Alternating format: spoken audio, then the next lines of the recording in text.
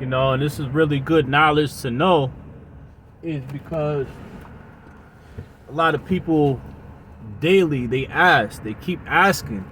They want to know why. They don't understand, why our people are still going through hardship, and still being tortured and still suffering, and why we don't have no rights is because we never had rights. When the Caucasian man and those settlers, the colonials,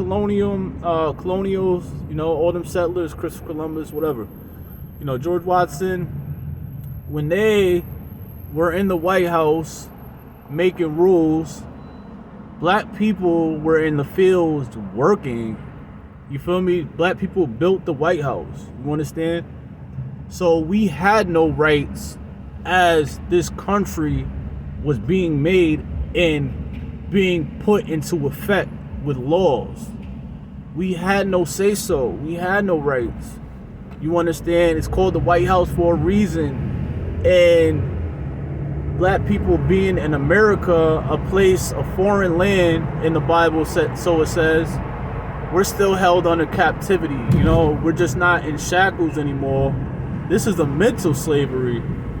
So black people never had a say-so or rights. So what makes us think that we have a say-so?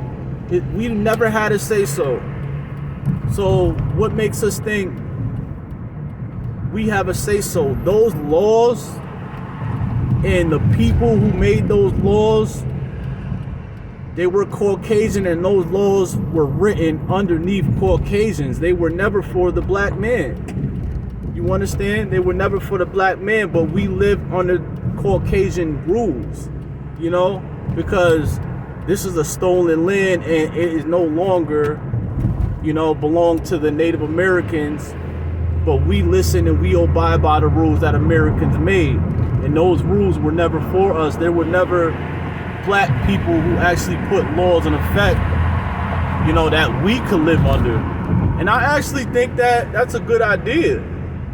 And why not have a leader for the black people so that we could have our own laws? But that'll never happen. I'm just speaking, speaking in the back of my mind, you feel me? But, I actually want to show the verse where God goes into slavery. Now, a lot of people don't know that God gave the N-word to the white people to use against us.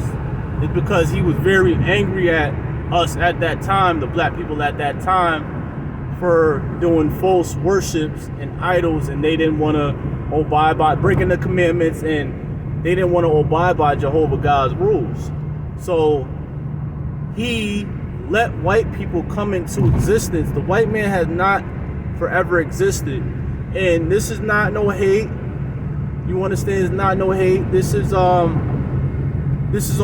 an explanation, because I feel like these questions are still unanswered, and we're still unsure why we suffer as black people today. You understand? We were handed to the white man is because we disobeyed and we broke Jehovah God's commandments. So we still are under captivity. A lot of people don't know that. We're not free. We're still slaves under the white man. You feel what I'm saying? You can't make a move without the white man. The Caucasian man owns his world. The highest at the top, the highest is Caucasian people. Caucasian people own what's in Africa. You understand? Caucasian people own everything. So we were given into captivity of the white man, and we still are today. And what people don't know is white people are black people. White people are black people. Yes, they are. You understand? Without us, there would be no white people at all. There would be no race. There would be no other race. We produce every race on this country. You can get every color from black, but you can't get any color from white. You understand? You could produce a white baby. You feel what I'm saying?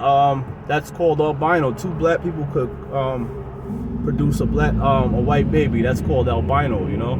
And that's basically what white people are. You feel me? Basically, you understand? And, you know, I have to actually dig deep into, you know, how the Caucasian man actually fully came about. But I know that is one of the ways, you know. I know it's a sensitive subject. You know, I love my Caucasian brothers. You know, this isn't against you. You know, this is just me speaking facts and me, you know, teaching people history, our history that we need to know. Because America and the schools aren't going to teach you real history.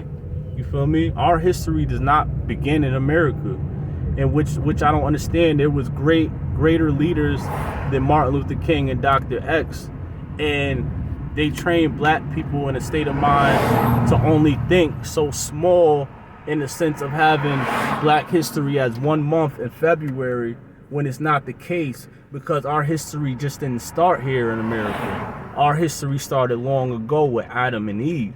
You feel me?